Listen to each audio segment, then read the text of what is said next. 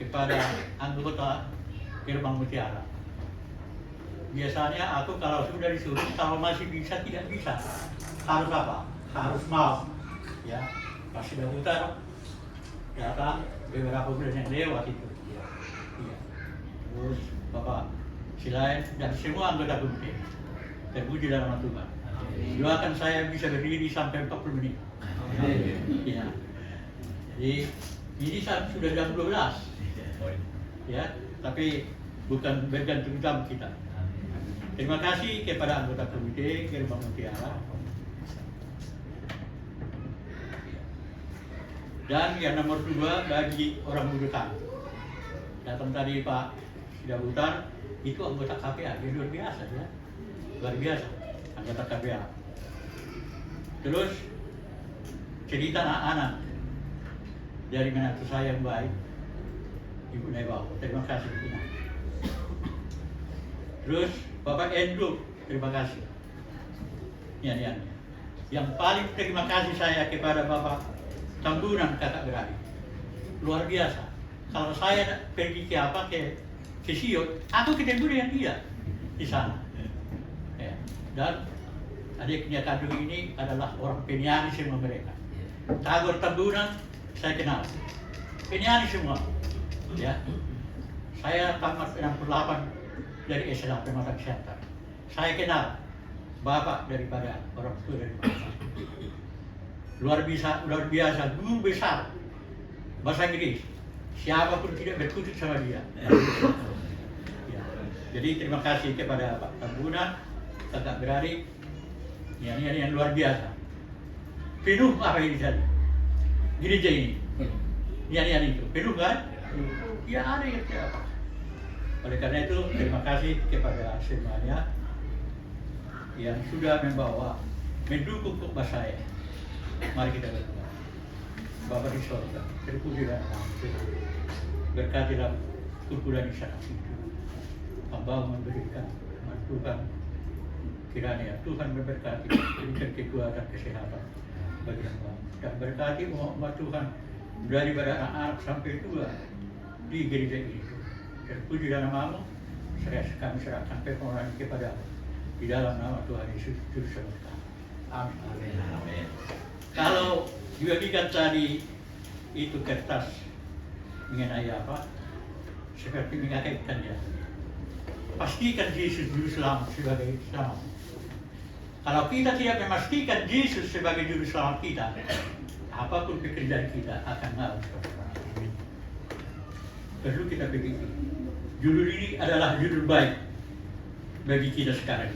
Kalau kita tidak memastikan Yesus sebagai juru selamat kita, di mana posisi kita sekarang? Di mana? Ingat zaman sekarang itu. Kalau kita tidak memastikan diri sebagai juru selamat kita, di mobil, ya, pergi bersama dengan teman, tentukan Yesus selalu juru selamat kita. Saudaraku, dalam nama Yesus ada orang yang mengatakan ada 2 juru selamat. Entah setuju saudara atau tidak. Satu, Yesus Kristus sebagai juru selamat kita. Yang kedua ada uang banyak. Kalau ada uang banyak, bisa kita sampai ke surga dengan memastikan Yesus sebagai juru selamat kita. Saya rasa orang-orang pejabat dan sebagainya itu kalah kita ya. Tapi bukan itu. Saya tanya Pak Selamat, mana yang pilih Anda? Yesus juru selamat kita. Aku mesti juru selamat. Untuk apa uang banyak? Tapi uang banyak itu perlu, asalkan bisa dikelola dengan berteman dengan Yesus Kristus. Benarkah itu bahwa Yesus itu sebagai juru selamat kita? Kita baca di dalam Yohanes 14:6 bahwa Yesus itu adalah jalan, kebenaran, dan hidup. Dia tidak dikomentari, saudara. Bahwa Yesuslah sebagai jalan kita dan kebenaran kita dan hidup kita. Pada waktu Adam dan Hawa di Taman Eden berdosa. Kalau kita baca di dalam Kejadian 2 ayat 16 sampai 17, di sana terjadi apa dikatakan? buah yang baik, buah yang ada di Taman Eden ini boleh kau makan. Tetapi satu, buah yang baik atau jahat tidak boleh kau makan. Ternyata melanggar siapa? Si Hawa. Hawa melanggar pada waktu itu. Tetapi Adam sebenarnya tidak setuju pelanggaran daripada istrinya. Dia tidak setuju. Bagaimana itu langsung itu perkataan Yesus kok begitu melanggar? Tetapi di dalam itu ada kasih. Kasih. Itu bikin Adam tidak meninggalkan istrinya. Kasih. Kalau kita baca di dalam Mazmur 136 ayat 1 sampai 26, itu ada 26 kasih. Jangan lupa itu. Kita suami, kita istri, jangan lupa di Mazmur 136 ayat 1 sampai 26 kasih. Gara-gara kasih itulah tidak boleh ditinggalkan siapa? Adam. Ditinggalkan Adam, istrinya Hawa. Jadi diskusi kesalahan kami luar biasa. Ya sama-sama mengeluarkan pendapat sebenarnya. Tapi tidak sempat waktu. Kita ngapa Pak saya itu termasuk di situ saudara. Dikatakan di dalam Efesus 5 ayat 25, Efesus 5 ayat 25, hai suami, kasihilah istrimu, sebagaimana Kristus mengasihi jemaat dan telah menyerahkan dirinya kepada. Jadi jangan main-main, suami itu harus mengasihi sama istrinya. Itu makanya dikatakan di dalam pelajaran ini, hati-hati istri, jangan membuat berdosa suaminya. Dikatakan di situ, hai istri tunduklah, yaitu Efesus 5 ayat 22, kepada suamimu seperti kepada Tuhan. Kok bahasa ini adalah pendidikan saudara ya? Karena saya guru 40 tahun, baru pensiun, sama dengan orang tua daripada Pak Kedua kita di sini. Kami dulu satu kelas 23, hanya 3 orang lagi kami ini. Sudah mereka tidak ada lagi. Satu orang tua dari Pak Kedua, satu kelas, satu bendahara kami di URI, pensiun, satu aku. Barusan satu meninggal itu pada Bapak Kedua. Kami sebenarnya kerja jadi apa di organisasi? Hanya tinggal kami bertiga sekarang. Begitu. Di minggu yang lewat kami pensiun berkumpul, tetapi orang tua daripada Pak Kedua ini di kota sana untuk mencari apa? Uang yang banyak. Dia sudah tua, masih tua. Masih kalau aku tidak lagi. Aku sekarang menjalani 81 tahun. Benar yang dikatakan kita bisa. Kalau sudah 80 tahun, apa bagian? Saya sudah 70 tahun. Tapi terima kasih kepada Tuhan masih bisa hebat. Dikatakan, hai istri, tunduklah kepada suami seperti kepada Tuhan. Bagaimana kita tunduk kepada Tuhan, itu harus kita laksanakan. Di dalam keluarga itu ada anggota keluarga, satu suami istri dan anak-anak. Kalau hukum, lain dari dia. Jadi ini yang paling perlu. Anak-anak, tadi saya senang melihat anak-anak untuk mendengarkan cerita itu. Dikatakan Efesus 6 ayat 2, hormatilah ayah dan ibumu. Itu suatu perintah yang penting supaya kamu bahagia dan panjang umur di bumi. Ya itu, kamu masih kalah sama anak ya? Sudah remaja. Jadi harus kita tunduk kepada siapa? Kepada orang tua kita, karena itulah yang terbaik bagi kita.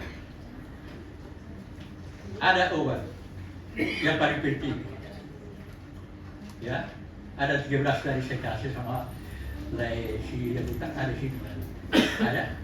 Nah, yang satu Ulangan 6 ayat 6 dan 7. Kami sudah berbincang tadi dalam apa? Di dalam keluarga, di dalam apa? Di siswa sama. Apa yang kau perintahkan kepadamu hari ini haruslah engkau perhatikan. Harus mengajar berulang-ulang kepada anak-anak kita. Satu, duduk di rumah. Kalau yang kelihatan itu duduk di rumah itu belajar sekolah sahabat. Tidak pernah aku mengajar anak-anak, hari ini duduk sini supaya saya tak belajar sekolah sahabat. Saya rasa semuanya begitu juga teman-teman saya sebagai suami. Katakan harus mengajar berulang-ulang kepada anak-anak kita duduk di rumah. Yang kedua, di dalam perjalanan. Jadi kalau kita perjalanan di hotel atau mobil dan bagaimana, tunjukkan itu apa. Berkat-berkat Tuhan jadi-jadiannya yang menjadikannya menjadi salah satu bagian dari kita. Berbaring. Nah ini, kalau seperti saudara si Hombik bisa diajar berbaring. Macam anak kecil. Hanya anak ini dulu ada 2 orang, ya. Itu prosedurnya dengan alkohol. Itu ditengahkan juga. Malam-malam kita ajar mereka, ya Pak. Itu waktu berbaring. Dan bangun pagi-pagi. Firman Tuhan itu mengatakan ulangan yang nama 67 supaya ajarlah anak-anakmu duduk di rumah dalam perjalanan, dalam berbaring, dalam sekarang kalau kita tinjau hari ini, pasal 7 saudara, buah yang baik dan hati itu ada bagi kita sekarang. Apa itu? Hari. Mulai anak kecil sudah tahu melihat HP itu menjadi apa? Yang tidak. Saudaraku dalam nama Yesus, kalau kami ketemu orang pensiun di apa dia tidak bercerita masing-masing. Ada umur sampai 78, belum ada kawin anaknya. Satu kendala. Ada orang lain mengatakan anakmu tak menjadi Kristen. Gimana itu? Kita guru, ya kita pendeta, semua yang kami sana penjual buku. Tetapi begitulah cerita kami, ya, bukan karena tidak mengerti anak ini dokter, ya, sampai sekarang belum nikah. Berbahagialah orang yang menikah anak-anak itu seperti kami. Terima kasih Tuhan. Kami mempunyai 5 orang anak, ya, dan mempunyai 12 cucu, ya, dan setiap hari Sabat kami selalu menerima apa. Selamat Sabat Kepul, selamat Sabat Bapak. Itulah. Karena saya membaca di dalam apa ini perlu kita catat ini, tidak pernah terlihat semoga. Yohanes yang ketiga ayat 1 dan 4 itu perlu kita baca. Seperti sulit disebutkan itu. Yohanes yang ketiga ayat 1 sampai 4. Bagiku tidak ada sukacita yang lebih benar daripada mendengarkan bahwa anak-anakku hidup di dalam kebenaran. Sebagai kita orang tua itu harus berbakat supaya anak kita jangan sampai murtad, ya kita. Tapi kalau zaman sekarang tidak begitu, banyak yang demikian. Jadi kami terima kasih kepada Tuhan. Dalam keluarga kami ada 2 pendeta, satu di Kalimantan sekarang, satu Tuba, ya, dan satu di luar negeri. Kami kepada Jose Pereira ayah orang Spanyol. Dan yang menjaga kami sekarang di sini adalah Bapak Andrew Inorova nomor 4. Ya, jadi terima kasih kepada anak-anak setiap hari Sabat kami sudah terima itu. Selamat apa? Selamat Sabat. Berusahalah kita. Memang ini luar biasa. Yang tinggi itu yang dicoba. Saya tidak salah tadi. Tetapi zaman sekarang ini itulah yang terjadi. Tapi mari kita berusaha. Ya, seperti orang tua Pak Fidel Silai masih dalam tanda menurut pengetahuan saya. Ya, dan itulah yang bahagia bagi kita.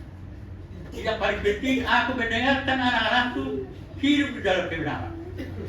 Di mana tadi tertulis soal? Di mana tadi tertulis? Yohanes 1 ayat 4. Yohanes yang ketiga, ayat 4. Dalam 3 Yohanes 1 ayat 4. Nah, iya. Oke. Yang kedua, kalau boleh dilihat, kalau boleh dilihat, Mazmur 119 ayat 105. Ada itu. Firman-Mu itu berita bagi kakiku itu dan terang bagi jalanku. Suatu pengetahuan yang luar biasa. Kalau umpamanya firman itu menjadi berita bagi kakiku dan terang dengan jalan, itu luar biasa, saudara. Ya, memang sudah capek. Aku beragama ini tahun 1950. Umur saya waktu itu 7 tahun. Kelas 1 sendiri aku 12 tahun. Aneh kan? Itulah kami dulu, Pak. Ya, makanya satu kelas kami ada 2 yang paling dulu. Satu jadi psikolog, saya satu. Maunya kami SMP itu mau celana panjang. Ya bisa. Itu peraturan. Jadi saya paling tua saya pada kelas kami. Ya. Jadi dikatakan di sini sudah capek. Ya sudah capek, saudara. Jadi Yesus pernah berkata, Matius 11 yang ketiga ya, Matius 11 ayat 28. Marilah kepadaku semua yang letih lesu dan berbeban berat, aku akan memberi kelegaan bagimu. Pada itu ada adik daripada mama saya. Di tahun 50 dikatakan begini, hei Kormen, kamu harus rajin berani. Rajin berbagi. Tidak boleh menanam apa lagi. Apa namanya itu, kopi dan kelapa. Ditunggu sampai 10 tahun. Sebelumnya di mana ini? Bagaimana udah bisa? Nah, kalau gitu aku pindah ke Dewi Tinggi. Di Dewi Tinggi boleh kita bertani dan mendapat hasil. Sampai di sana, itu juga dia akan begitu. Sulit. Itu makanya dikatakan di sini, Matius 11 ayat 28. Marilah kepadaku semua yang letih lesu dan berbeban berat, aku akan memberi kelegaan kepadamu. Dengan syarat apa? Kita baca nomor 4, yaitu Matius 24 ayat 13. Tetapi orang yang bertahan sampai pada kesudahannya akan selamat. Bagaimana kita mau bertahan, saudara? Itu syaratnya.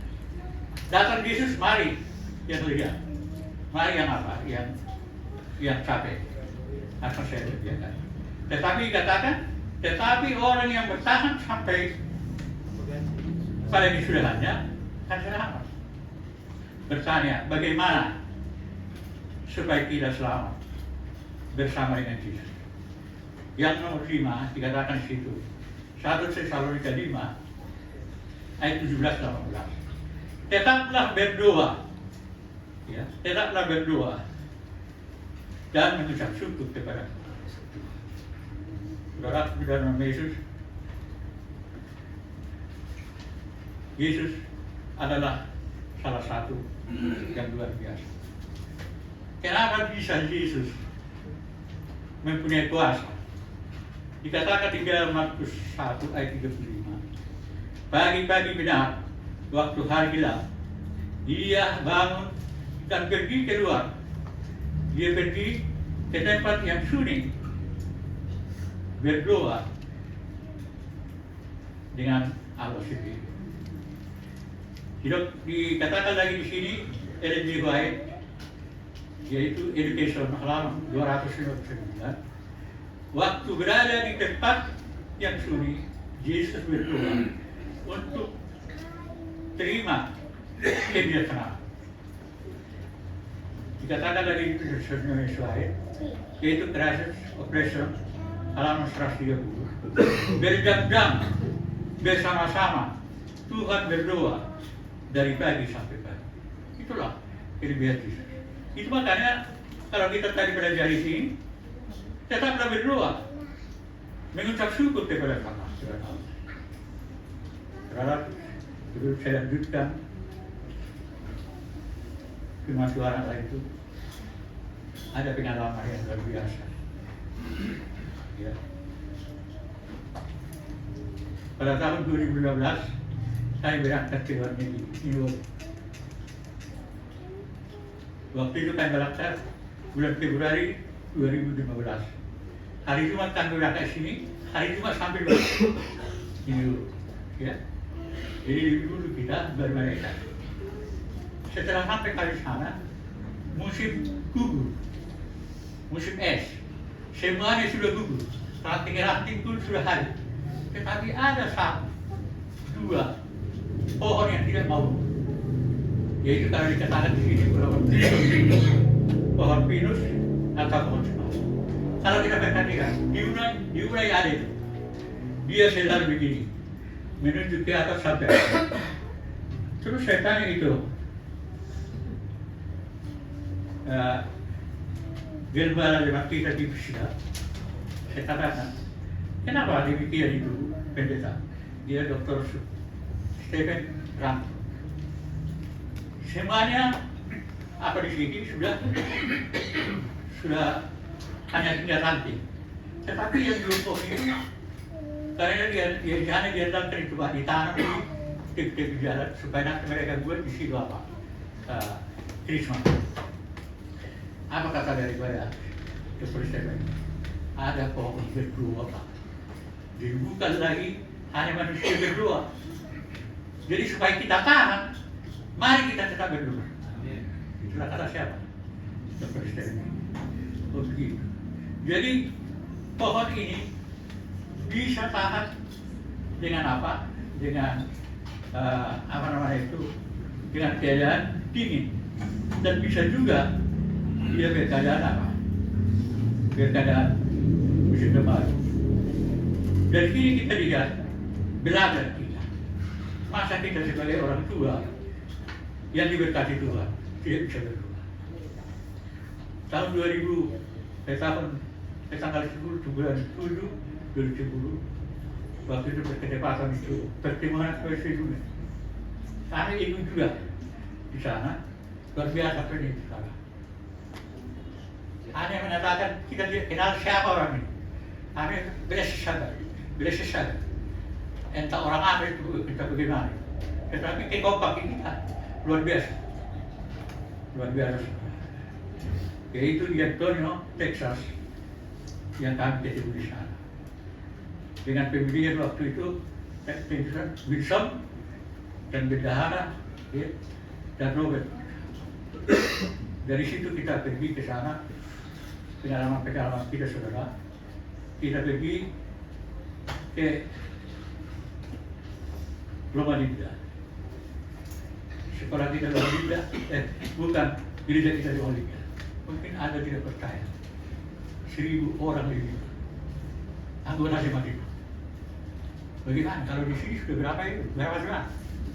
1000 lebih, 15 gitu kan? Seperti biskop langsung. Dan terus ke rumah sakit Loma Linda pada waktu kita di sana. Itulah yang terjadi. Kita coba dulu itu pohon yang tadi. Tahun 2017 saya pergi juga ke tempat yang sama. Tetapi kita lihat semua daun-daun sudah tumbuh. Kalau Bapak sedang muda sudah tahu, sudah rimbun semua. Tetapi pohon itu tetap rimbun. Padahal sudah kencang air, tidak bawa apa, tidak bagus. Saudaraku di dalam nama Yesus, luar biasa mengenai ciptaan Tuhan ini. Itu makanya tetap kita harus juga lakukan bersama Yesus. Tetap berdoa, bertahan sampai selamat. Jangan bersungut. Kantor pusat kita ada di Washington. Kami pergi ke sana. Ada satu menara. Bagaimanapun jago kita melihat, tidak kita bisa lihat pusuknya saja. Apa artinya? Kami tanya waktu itu, tidak ada di dunia Amerika. siapapun orang dengan benar. Waktu itu kami pergi ke sana, yaitu ke kantor presiden, tetapi 100 meter tidak boleh masuk ke dalam, harus dua. Di hari itu adalah ya jadi bahwa mereka menyatakan bahwa mereka tidak ada lawan. Terus penduduk negara kita sudah jalani.